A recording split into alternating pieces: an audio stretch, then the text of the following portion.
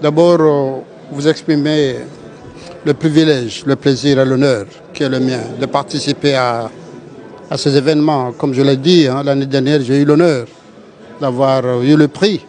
Donc, participer ici, pour moi, c'est un devoir.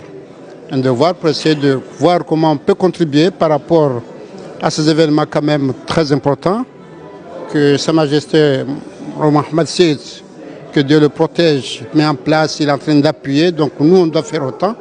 Donc là, effectivement, moi, la participation, c'est un plaisir.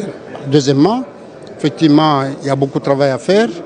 Et comme ça a été dit, le résumé, c'est comment la souveraineté et la résilience. Et tout ça, ça passe par la sécurité.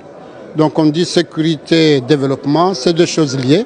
Il n'y a pas de développement sans sécurité, ni sécurité sans développement.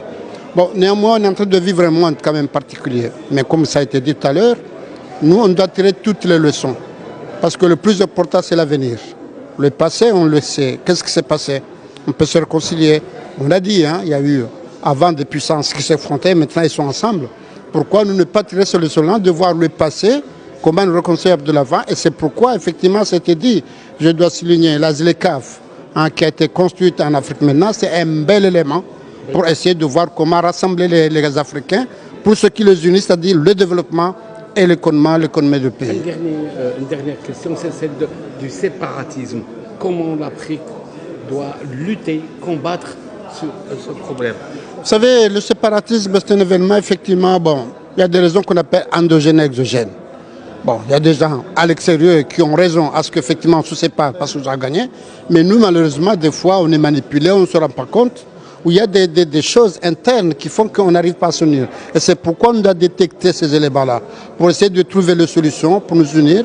Parce qu'effectivement, ensemble, si on est ensemble, c'est là qu'on peut affronter nos adversaires pour en faire des amis, pour avoir ce qu'on appelle une concurrence positive par rapport aux gens, parce que maintenant tout le monde se complète. En Afrique, on a beaucoup de potentialités, mais réellement on a besoin de l'extérieur comme nous avons besoin de nous. Maintenant, c'est à nous de faire en sorte que chacun ait le mérite de ce qu'il a besoin. Vous savez, le Maroc, c'est un pays frère, j'en connais beaucoup. Moi, j'ai toujours soutenu l'intégrité du Maroc quand j'étais même pas président, parce que j'ai fait mes études ici, j'en ai toujours soutenu. Quand j'ai eu la chance d'être aux affaires au niveau des Comores, effectivement, c'était un devoir. D'autant plus qu'il y a ce qu'on appelle une coïncidence malheureuse. Ce que le Maroc est en train de subir maintenant, nous, on le subit. Nous avons une île que la France a prise, qui ne veut pas lâcher. Donc ça veut dire, nous, on doit s'unir ensemble. Donc l'intégrité du Maroc, nous, on a été toujours ensemble avec lui. Et eux aussi, ils étaient ensemble avec nous. Et j'espère qu'on va y arriver, Inch'Allah.